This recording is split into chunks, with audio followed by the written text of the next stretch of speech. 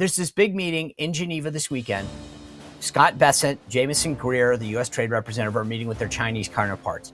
And China looks like they're ready to deal. I think that my point in all this is that any progress is good progress. Like, if I give you $1, that's $1 more than you had. And everybody's trying to put this yardstick out and say, he needs to achieve the following. And it's like, time out. We've been getting screwed. And now you want to judge how much progress is good enough? My view is any progress is better than the bad that we had before. There's been decades of them screwing us, China screwing us, and all of this trade imbalance. It's going to, as with the Department of Transportation and the air traffic controllers, it's going to take a minute to allow this to happen. And so you've already seen not just China, but all of these countries start coming to the table rather quickly. I mean, quicker than I anticipated that they would at least start these talks. If there is anyone who is strong enough at negotiating, it's probably the guy who wrote the art of the deal. So I'm going to go ahead and sit back and trust that he knows what he's doing and just let it play out.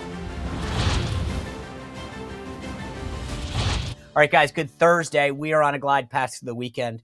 And there's this big meeting. We're going to talk about it in a second in Switzerland with the Chinese who just randomly happened to be there. I think they were looking for some chocolate. They wanted to go to Geneva over the weekend. So they thought, hey, we're better than Geneva. And what do you know? Scott Bessent's there. Let's talk trade. Anyway, so I say that because I think we're going to have another busy weekend. A lot to talk about on Monday and to keep an eye on. Tomorrow, I am so excited for this show. Alex Bruzewitz is the CEO of a company called X Strategies. They are the guys behind the Trump digital strategy, the podcast outreach. Remember the book Fight that we talked about a week or two ago with the authors? They write extensively about Alex Bruzewitz's role in bringing President Trump and convincing him to do podcasts, working with Dana White or whatever. I'm telling you guys, he doesn't do a lot of interviews. And we're going to talk for the full show about the Trump digital strategy and what went in behind it. Some of the anecdotes in the book that we talked about, are they true? Are they not? Do not miss this. Understand the strategy in a place that nowhere else will give you that access to. I'm so excited for this. I hope you are too. So remember to hit the notification button, subscribe to the show, share it. Anyway, all right. As I get ready for the weekend, what am I going to do? I'm probably going to do a lot of running around. In fact, I know I am. My kids got a lot of activities this weekend. When you are my age and you have bad hips, bad knees, I mean, I'm pretty much a broken man. And until I get some medical care, what do? I put on my gravity defyer shoes. These things are a total game changer. There is a cushion in these gravity defyer shoes. They call it Verso technology. It's like being in a trampoline. The cushion and support in a gravity defyer shoe is like nothing else. And I'm telling you, trust me when I tell you, I have 3 pairs now. A pair to run in. It's not really running. It's like a light jog at best, but I pretend. I've got a pair to go walking in, a pair to do activities, go to the gym, play pickleball, whatever. Trust me, I got hooked on them. I think you will too. This is a shoe that works as hard as you do. So whether you're standing all day, going for a walk, going to the gym, trust me when I tell you, gravity defyer shoes are a total game change. So here's the best part. Listeners of the Sean Spicer Show can get an exclusive 50% off. This is no tariffs, no inflation. I'm telling you, what a deal. Any order of $120 or more, you get 50% off. Just text Sean. It's spelled the right way, SEAN, to 91888. Sean to 91888. They're going to send you a link. You can check out all the different shoes. And by the way, I've got a wide foot. The gravity defyer shoes come in all size shapes. It's amazing what you can do. Stand tall, walk straight, feel your best. Text Sean to 91888, or if you really are old school and want to go to a website, go to GDEFY, so it's Gravity Defyer, GDEFY.com, and take your first step towards a pain-free life. It's amazing. By the way, you guys know this. I wake up every morning. My colleague Dan Turntine is going to join me. He knows this. In the morning, you got to have a good cup of coffee. What do I think the best cup of coffee is? The folks at Wired to Fish. When I sit down for my morning brew, and I make extra, as you guys have probably heard me say before, so I have a little extra iced coffee going forward. I'm telling you, look at the bag. Crushed it. I give it out. I brought it to Florida with me when I went down to see my mom for Easter. When people come over, when the morning meeting, we did it in the house. Who did I serve? Morning. I had Wired to Fish coffee. So if you go to wired2fishcoffee.com, you can order your own. But not only is it a great coffee, here's the kicker. It aligns with my values. I love it. No more Starbucks woke stuff where I'm feeling like I'm getting a cup of coffee, which I don't like, by the way. And then I'm supporting a bunch of causes that I don't support. Wired to Fish Coffee gives 25% of all of their profits back to faith-based and clean water initiatives. Go to their website. You see what I'm talking about. They love Jesus, fishing, and coffee in that order, by the way. And this is a great company. in a great product. Here's the cool thing. If you're worried or you're just a big coffee snob and want to stock up on it, now they have the 2-pound bags, like I just showed you, plus the 5-pound bags. So get ahead of ordering and make sure you stock up on this. So if you use code WECARE, one word, WECARE, you can get 10% off your order at wired2fishcoffee.com, wired2fishcoffee.com. All right, it's time to bring in our all-star panel. Elizabeth Mitchell joins us for the first time. She is the White House correspondent for the Daily Signal. Our friends Rob Bluey, everybody over there. Elizabeth is excited to join us for our first time. Back in the veteran seat, Sarah Gonzalez, the host of Sarah Gonzalez Unfiltered, down there at the Blaze. And my co-host in the morning, the great Dan Turrentine. Guys, good to see you all. I'm so excited to get ready for the weekend. I hope you are too.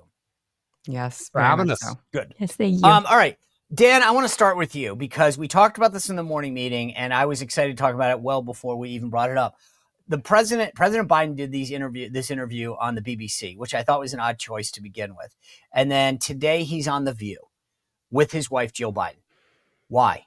I think a lot of Democrats are asking the same question, Sean. I think, look, it's likely that what he wants to do is try to rehabilitate his image. I don't think any president left office in worse standing in the last 50 years than Joe Biden. I mean, for all intents and purposes, Trump was president from November until being sworn in on January 20th. I think the problem is when you see Biden and you hear him, forget what it is he's saying. He looks old. He reminds you of all the drama that the party went through. And he still doesn't have good answers for what is coming. Why did you decide to run? Why did you then drop out? The problems at the border, the problems on the economy. And what he does is he just kind of wants to dig in, pound the table and say, convince you that you were wrong. The economy was really good. He had an immigration plan. He was a spry man and things were so good that he just decided to hand it off to a candidate who was in great shape. So he doesn't help himself, I think. And he certainly doesn't help the party. So Elizabeth Mitchell, here's what I don't get to Dan's point. If you are scandal plagued, like you left office because you stole money or got convicted of something or something bad, I get the rehab part of why you would want to do a bunch of things and say, I'm a good person. I'm building houses. I'm giving back to the poor. I run a soup kitchen, right? You want to rehabilitate your image. Okay, I got it. But part of Biden's image is that he was old and frail. Right.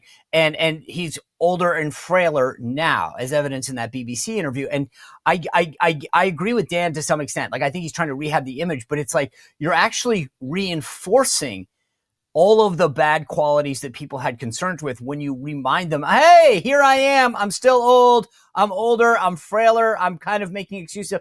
I don't see how this is helpful to him and why no one around him says, hey, why don't we just hang out on the Rehoboth boardwalk and look at the seagulls? Bringing his wife Jill on this interview definitely doesn't help with the statements that maybe she was the real president after all. Not too helpful to bring her along for that first interview. But another thing to note here is that The View has had 60 in the first 3 months of 2025. It had 63 far left guests and 0 conservative guests. The hosts have made numerous anti-conservative statements, calling Christians mentally ill, all these different kinds of names, saying that they're comparable to the Taliban. Several years ago, that was said. And so it's not too surprising that this appearance here with Jill and Joe Biden, that they decided to go on a show like The View. Sarah Gonzalez, Mark Halperin this morning on the morning meeting posited that maybe it's that they need the money, that the grift is over, and they need to go out there and do appearances to gin up support because there's no more gravy train for Biden Inc. anymore to grab onto, right? And I actually hadn't spent a ton of time thinking about that until Mark posited this. And I thought to myself, okay, I get it. But it goes back to the idea that I said to Elizabeth, which is, who's going to pay you? Like, if people look at you and they see you, I could see maybe doing private meetings. But if people are watching you and saying, why would I pay this guy to give me advice or give a speech if he's having trouble getting through a basic interview? Yeah, I mean, I don't disagree with Mark Halperin's assessment. I think that, where's a good barisma when you need them, right? Where's a foreign company to come shell out some dough to my crackhead son, and so that he can funnel me through shell companies several millions of dollars. And so I do think that is part of their equation, but obviously it's not well thought out. What I also will say is that I do think that when it comes to Joe and Jill Biden, they are so delusional about what actually took place for the 4 years prior to the Trump administration going in. You heard, well, at least you saw Joe Biden's lips say to Barack Obama, whoever's funeral they were at, I forget whose funeral they were at, but they were at a funeral, and Joe said to Barack, I could have won. And so he still has it in his head. He and Jill still have it in their heads that he could have won if they would not have ousted him. Remember, this was a coup. This wasn't Joe Biden being like, all right, I'll give you my keys. I can't drive anymore, and I'm turning it over to Kamala. He never endorsed Kamala Harris until there was a social media post on X from his account. Now, who posted that? We don't know, but it certainly doesn't seem like it was Joe Biden. And so for me, I think that they actually view these interviews as somewhat of a victory lap. You saw Joe Biden at the end of the campaign season. He was putting on the MAGA hat as a joke. Jill wore power red on election day. I mean, there were all sorts of signs that they wanted to just rub it in Kamala's face that she didn't stand a chance and that it should have been him the whole time. So I have to wonder how much of this also is like in their delusional minds, some sort of a victory lap, reminding people, I could have won. But Dan, if that's true, right? Yeah. I wonder if it's, who do you blame does the Democratic Party, like I still think, and this came up in that BBC interview to some extent, it's like, it's your fault, Joe Biden. You didn't get out early enough. You said you were going to be a transition and a bridge, and you held on too long. And I mean, like, I, as an outsider, kind of think that the blame is still more on Biden than it is on Kamala for losing, because Biden, quote, didn't get out early enough. Yeah, I look, absolutely. I think 90% of the party is going to go to their grave that if he had gotten out, look, if nothing else, we might have still gotten Harris, but there would have been a competition in the primary. I mean, Harris was a bad candidate in 19 and didn't even make it to Iowa, right? And the same things that plagued her in 24 plagued her then, kind of the caution, the taking no stances on anything, kind of playing not to lose. And I think Biden, as I said before, he still doesn't have a good answer. And I think Elizabeth is right. Like, he still thinks he would have won. His team does. I forget who it was who went to the Harvard Institute of Politics right after the election. And he was still like, oh, we were pushed out, but we would have won. Like, the polling wasn't that bad. We had a plan to come back. And you just think you're delusional. Like, he just has no self-awareness about kind of what the position he put the party in, and the position that we are still in today, largely because of him. Yeah. Elizabeth, I want to shift gears. Big news last night that the president nominated Casey Means to be the next Surgeon General. Now, here's why that matters on several fronts. Janette Nesheiwat was the chosen person. Her confirmation was supposed to be today in front of the Senate. Like, and I can't imagine the work up to that, the financials, the questions you get ahead from the committee, blah, blah, blah, blah, blah. And by the way, you have to basically stop working in the lead up to a confirmation in terms of clients. And, she was on Fox News, I think, as a contributor. Like, you cut all that off. So, like, and here you are at the 11th hour, they yank her nomination, they put in Casey Means. So I've sort of there's a little parlor intrigue. I can't help but wonder, like, what the heck really happened? But then secondly, Laura Loomer is on a tear trying to say she's no good. And I'm intrigued because I think of Casey Means. She's the author of the book Good Energy. She's very Maha. Her brother Callie is a special government employee serving at HHS and advising Bobby Kennedy. Like, I just, to me, like, there was a lot of questions I know from people on Twitter on the Maha MAGA world that, especially when it came to COVID, questioned Janette's credentials. And so was this just, do you think a case of we got a better candidate? Or I'm intrigued by this more from a parlor parlor intrigue kind of thing. Do you guys at the Daily Signal, are you digging into this? Is there any thing that you guys know of why this happened?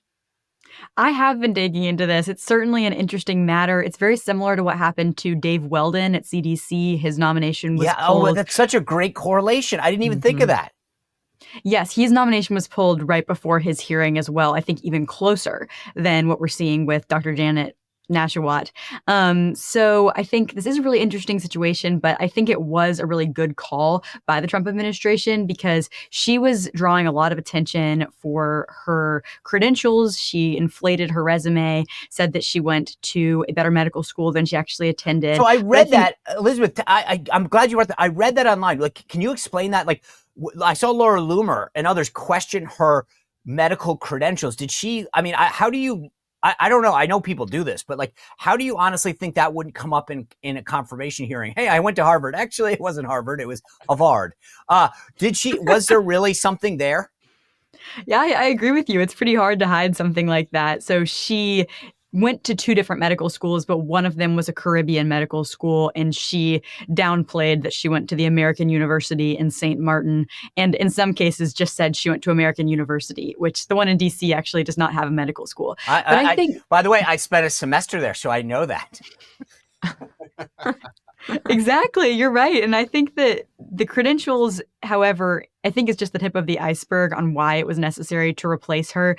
Her views were not in line with that of the Secretary of Health or even the president. For instance, she once called the COVID vaccine a gift from God, which I think does not echo the sentiments of RFK Jr. She also once made statements that parents should support their child no matter what gender they are, which of course is very different from the message we've been hearing from the Trump administration of, males are males, females are females. You can't go back and forth. So I think in a lot of ways, she wasn't a fully aligned candidate. Another interesting point is she is Mike Waltz's sister-in-law. That's where I was going.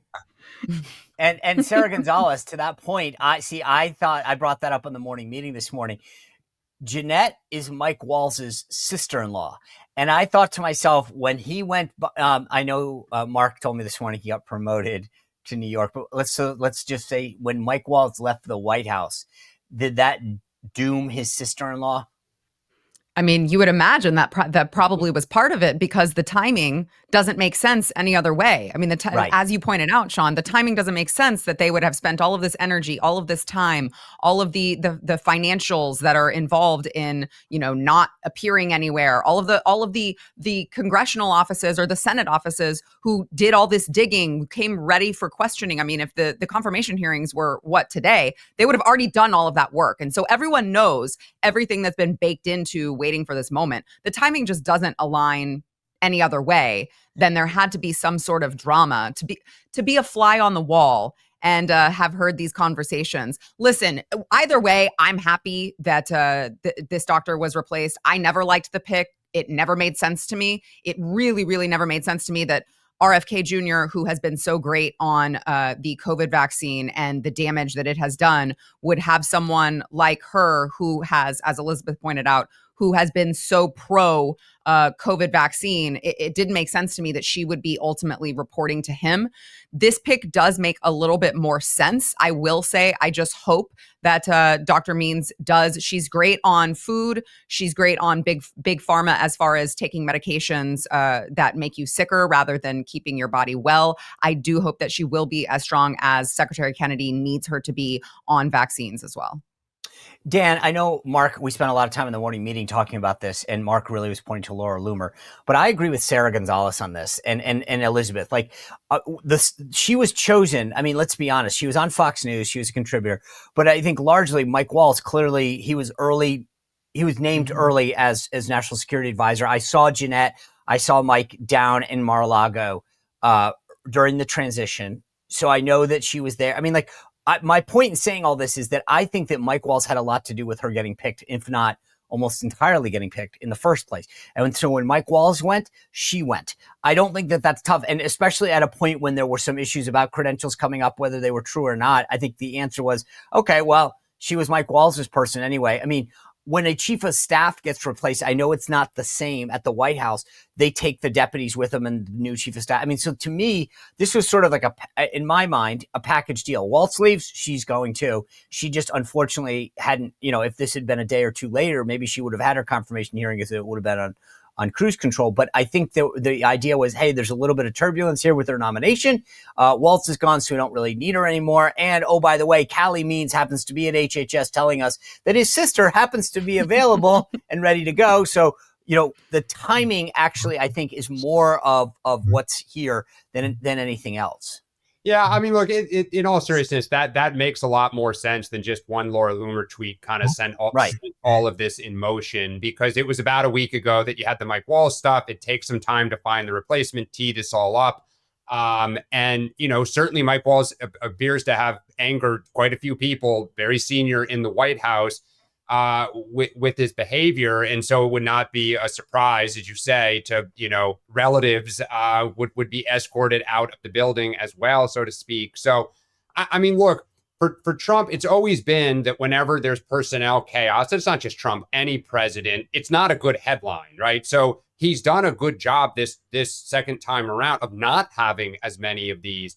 And so the fact that, there was this turmoil with Mike Waltz, that makes, a lot more sense. As a Democrat, obviously, we love whenever there's a little bit of a family feud. But, it looks like this may pass here, by the end of the day. All right. I want to switch. One of the things that I'm going to be fascinated by over the next little while is I think there's a lot happening today. We got this UK trade deal announcement, some other things. And I brought this up last week or the week before, whatever it was, when we had the 100-day, is that sometimes when you're going as fast as you do in Trump world, you don't let stuff marinate the way that it probably should. And today, I think, is an interesting example, and we'll see how this thing plays out, because I'm convinced that if the conclave chooses the next pontiff, that's going to take all the spotlight away for like 72 hours. But there's a big thing happening today, and I want to play you a clip.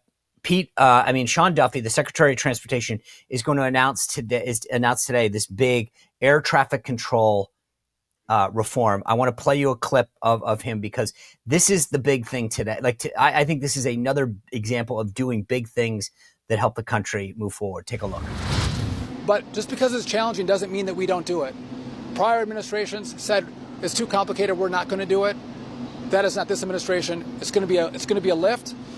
We are going to bring in the best companies in America to help us with this project, and they're excited to be part of this great American build-up. But this is the greatest build, the greatest project that the FAA has undertaken in its existence, what we're going to do in the next 3 or 4 years.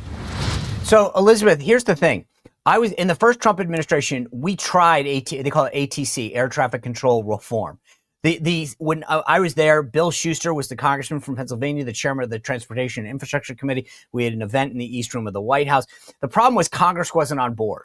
It costs a lot of money. And unfortunately, we've had to see the consequences of not reforming this. The system that we use to fly right now is unbelievably antiquated. I mean, like unbelievable, like floppy disk. And most people would have to Google what a floppy disk is. But this is like, I think this is big. This is bold. We've seen, unfortunately, what happens if we don't address America's challenges. And I think that, like, over and over again, the administration, not just at the top, but among the cabinet secretaries, is taking on big, bold things. And this is a big, bold thing that is going to really impact how we live our lives. Absolutely. So far, in the first 100 days, Secretary Duffy has cut $9.5 billion in waste, but he absolutely is not cutting from the air traffic control budget. He said that the Government Accountability Office presented a report to former President Biden and to former Department of Transportation Secretary Pete Buttigieg, saying that the air traffic control systems desperately needed to be modernized, and they ignored it, according to Duffy. And I think it's really gives a lot of hope to travelers all across America that the time of ignoring the need to modernize these systems has come to an end. This is a huge safety issue. We've seen it come up in Newark, of course, the tragic crash in DC, and it's really great to see that the time for a change has come. Sarah, Secretary Duffy, as Elizabeth just said, sort of brought the receipts. He called out the previous administration. I want to play you this clip and have you react, because, again, these guys aren't just doing it. They're making sure that they're pointing out who did what and who didn't do what. Take a look. We've been bringing on and hiring more air traffic controllers, bringing more air traffic controllers into the school. DOGE has had no role in cutting our critical safety mission at DOT. We've expanded that, whether they're pipeline inspectors or rail inspectors, airline inspectors, or actually air traffic controllers. But what Chuck Schumer is talking about is DOGE, which again has no play. But if you want CIG to come in and look at what happened in the Philly TRACON when it moved from New York, they moved it last summer under Pete Buttigieg from New York to Philly. And when they do that investigation, they'll find that Chuck Schumer was actually part of the problem, where they were testing up new equipment to deploy in Philly. And because he kept playing political games, that equipment wasn't tested. You'll also find that before they moved the TRACON to Philly from New York for Newark, that they actually should have built out the infrastructure around Philly, so they don't have to pull that information out of Newark. They didn't do those things correctly, and part of the problem was Chuck Schumer. So I look forward to the IG investigation about what the real problems were that we're experiencing right now, how it goes back to the games that Chuck Schumer was playing as he was a lead senator from New York. You know, Sarah, the thing that I find interesting is just from a political and messaging standpoint, right? One of the things about Duffy that I find fascinating and I actually applaud is that he's taking big, bold initiatives, but he's also making sure that people understand, hey, you want to get mad at someone for where we are today because I can't just hire an air traffic controller. You don't want some random dude off the metro to be landing your plane. Like, you need people that go through the pipeline of the school that takes, well over a year. And by the way, you can't move the Newark guy to DCA or to Houston or to LAX because they need to know the pattern and the flight paths of that particular tower and that airport. And I don't, some people might say it's finger pointing. I think he's making sure that people understand I can't fix this overnight, and here's why.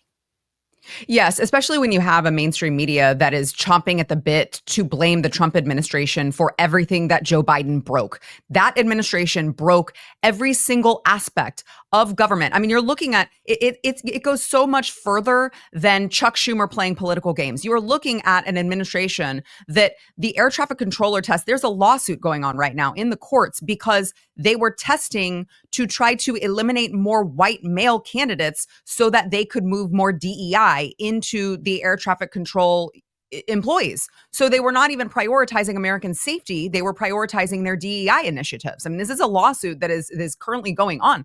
So the rot goes so much further than that. But with the Biden administration, what didn't they break? So I applaud Secretary Duffy for making sure to explain to the American people, just like Kristen Welker will try to hit President Trump on the economy, just like all of these mainstream media outlets are so quick to try to say, you saw them doing it like week 2. They were like, but how come you haven't fixed the economy yet, President Trump? These things take time. You guys spent 4 years breaking every single aspect of the federal government. It's going to take a little bit more than 100 days to fix it. And I am just so thrilled that Secretary Duffy is looking into this and is handling it, because I got to tell you, as a mom, I was already kind of scared to fly. I had anxiety. I'm terrified to fly these days because of how much they broke. So I'm very hopeful. This is just another aspect of President Trump fixing what they broke. Dan, I think the one superstar, that's not the right word. The one guy who was always out there talking to the cameras in the Biden administration was Pete Buttigieg. He was their guy that they sent everywhere. He's probably, in all honesty, he's probably the only cabinet official that I can think of that did significant media interviews. And he finds himself now on the heels of defending stuff that Duffy and others are saying, hey, Buttigieg, he didn't do anything. But I want to play you a quick clip of him kind of defending himself a little. Take a look.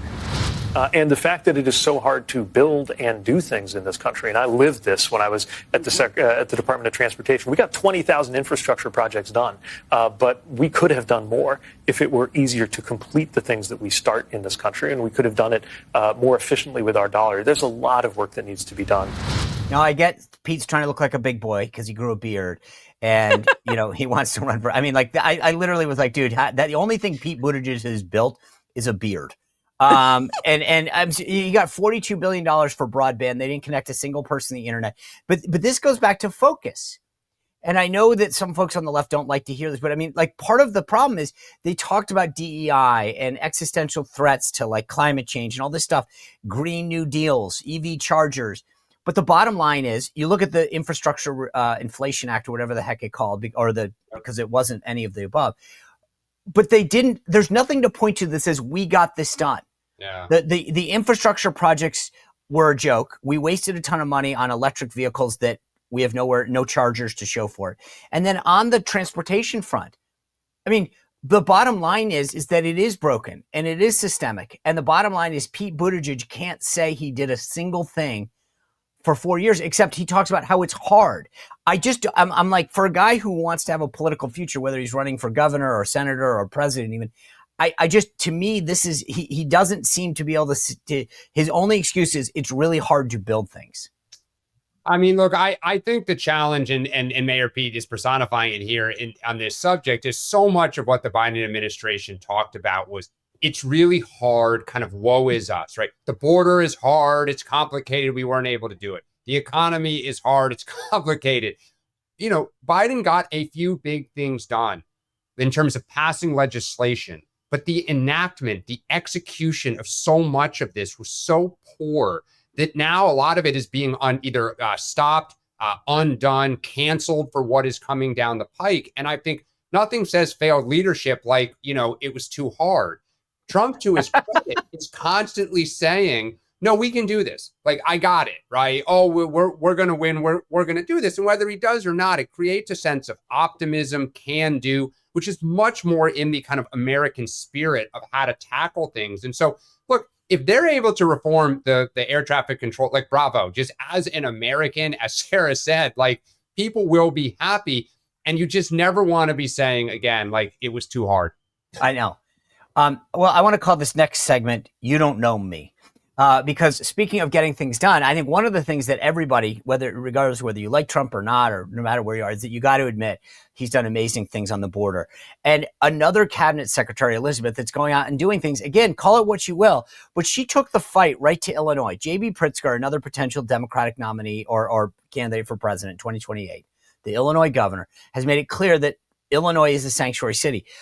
Kristi Noem did a press conference with ICE in front of his house, the governor's mansion in Illinois, and basically said, hey, we're coming for you. We're going to do this. Pritzker's out there talking about, you know, whether we're going to work for you or not. I think, to me, this is another example of where the Trump administration visually is making sure the American people understand, hey, we got you. We're following through on this. There's been a lot of very outward defiance to the Trump administration's plans to secure the border. Of course, we have J.B. Pritzker, like you said, wanting Illinois to be a sanctuary state. We had a judge in, I think, Boston who was trying to help an illegal immigrant get out the back door. Of course, there's other leaders who have said they would even hide illegal immigrants in their own homes. And so we've seen a lot of defiance here. And I think that what the Trump administration, like you said, has been really strong on is showing that this will not be accepted. We will come to your house, and if you hide illegal immigrants, if you are an illegal immigrant and you try to stay in this country, if you cross the border illegally, you will be deported and there will be consequences. And that's a really strong message that I think every American really has received, whether they like it or not. Sarah, to that point that Elizabeth's making, I want to show you this. I'm sitting there getting ready yesterday morning because, you know, I flip around all the stations. I read everything because I got to have my A game on for the morning meeting in case Dan comes after me. And I'm watching the local NBC affiliate here. And I want to show you, because this gets back to exactly what Elizabeth's saying. And I see her grinning. I don't know if this is because she actually saw this too. But they're talking about how immigrants are really worried in the greater D.C. area. So take a listen to what they had to say. Millie's owner says agents asked to see I-9 forms. It's very concerning. The employees are very scared. We're worried about some of them not coming back to work. And just a general panic amongst the people that it affects. The workers are upset. And the lead into the other piece, that was the Fox segment, but the NBC piece said, immigrants are worried, right? And I was like, wait. So if you're an immigrant, all of us to some degree are immigrants. I'm not worried. You're not worried. They keep gaslighting us. Like, they're not worried. Employees aren't worried. It's illegal immigrants, illegal aliens that are worried. And they don't want to talk about that. And you listen to the owner of that restaurant, Sarah Gonzalez, and he's like, they're worried. Well, why would they be worried if you didn't have anything that to me, that's like the kid at the, when the parents come in and they're like, anything going on? They're like, nope, nothing. Don't look in the closet though. Just don't look in the closet. I'm like, dude, you basically are admitting that you hired illegals, because if you had nothing to worry about, you'd say, hey, they came in, I showed them everyone's I-9 or work forms or licenses or whatever I need you. And they left. And I asked them if they wanted some takeout. That guy, basically the tell was, I hire illegals and I didn't like them coming.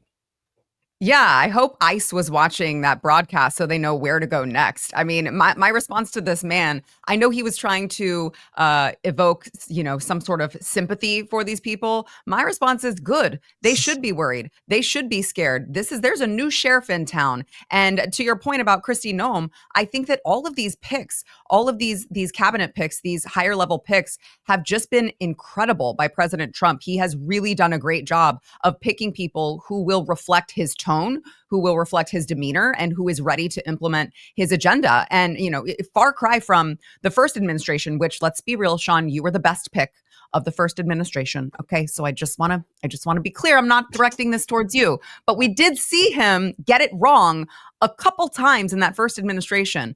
Whatever he missed that first time, his eyes are really clear this second time around. All of these people borders are Tom Homan. You've got all of these people, I call them the Avengers. You've got all of these people, the American Avengers, just ready to implement President Trump's agenda. And honestly, it should be very easy. When you look at the polls, you see that Americans voted overwhelmingly for law and order on every front, right? Not just the illegals, but all of the violence that's happening in cities. Americans said, we're tired of it. We want law and order. And so they know that they have the backing of the American people to just go out and get the job done, and good on them. Dan, let me ask you this from a Democratic perspective. If the House leadership calls you or a candidate for running for president says, hey, Dan Turntine, I love the advice you give on the morning meeting every day. How should I position myself when it comes to illegal immigration, right? Should I be tough on it? Because I looked at that clip and I have the same reaction that Sarah Gonzalez does, where I'm like, dude, you're hiding people, you're breaking the law. And the last election shows that most voters don't have a ton of sympathy for this. So if you're saying to a Democrat, where's the line between, knowing that you need these voters, but also looking like you're upholding the law? Yeah, I think that I would start with just a basic common sense test. I mean, Sarah said it's like 80-20, 90-10 on a lot of this stuff about if people are here illegally, if they have a criminal record, I would start there. You should absolutely support to deport them. Just basic common sense. They should go out of the country. I think the line for the Trump administration in all of this is, one, make sure you don't get people who are U.S. citizens, right? And there are going to be mix-ups when you have the volume of people that they're trying to address. I think the second side is when communities get dramatically disrupted. So if you have a major industry in a town and a significant number of the employees are, let's say, illegal immigrants that have been here for 20 or 15 years, so you don't really feel like they're new to your community, that's where I think there may, it's kind of the mark on the horizon that people are going to be curious about. How does the public feel about that?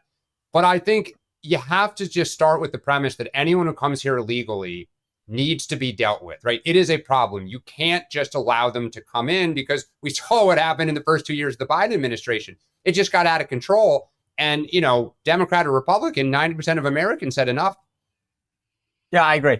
Elizabeth Mitchell, I want to turn to this weekend because I am a believer. Dan knows this from my comments every morning, but I think that everybody freaked out about how Trump handled tariffs and whatever, and they just needed to take as the kids call it, take a beat and just calm down. You don't solve big problems. It's kind of like what Sean Duffy was saying with air traffic control. We've been getting ripped off for decades. You don't just suddenly say, hey guys, game's over. Can you guys just take your tariffs down and your non-tariff bearers? And they go, yeah, sorry, we were just waiting for you to call. Somebody would have done that. So there's this big meeting in Geneva this weekend. Scott Bessent, Jameson Greer, the U.S. Trade Representative, are meeting with their Chinese counterparts. And China looks like they're ready to deal. I think that my point in all this is that any progress is good progress. Like if I give you $1, that's $1 more than you had. And everybody's trying to put this yardstick out and say, he needs to achieve the following. And it's like, time out. We've been getting screwed. And now you want to judge how much progress is good enough. My view is any progress is better than the bad that we had before. But what are you looking for this weekend as a sign that things are moving forward? Of course, the president has kept the state of deals pretty close to his chest, not wanting to risk losing a deal or letting too much out. So not completely sure what we're going to see this weekend. But I do know that, of course, we saw the UK trade deal was announced today, being a great deal for the United States, ending that ripping off that the president has talked so much about. But he also said that we can expect more deals coming up. And of course, a deal with China would be, I think, about the biggest one we can expect because so many exports are coming from China. This would really be huge for both countries. And so I'm looking forward to seeing what we get this weekend for sure. Sarah, he got asked yesterday, what do you expect are you going to take the tariffs down? I love the response that he gave here because normally he goes into a riff or the weave or whatever else. But check out this response yesterday when he got asked, are you willing to pull your tariffs back? Are you open to pulling back your tariffs in order to get China to the negotiating table? No. No. I mean, it's so un-Trump. Normally, you'd be like, look, this is what we're going to do. And it was like, I love the fact that all these guys were about to meet with someone, right? He's about to go and do a negotiation. And they're like, will you do the following? No. Will you take the tariffs down on these other goods? No. Why would you do that ahead of the meeting? Like, to me, these are some of the dumbest questions I've ever heard. I don't care if you're going for a job interview or dealing with the Chinese. You don't telegraph what you're willing to give in on before the actual meeting.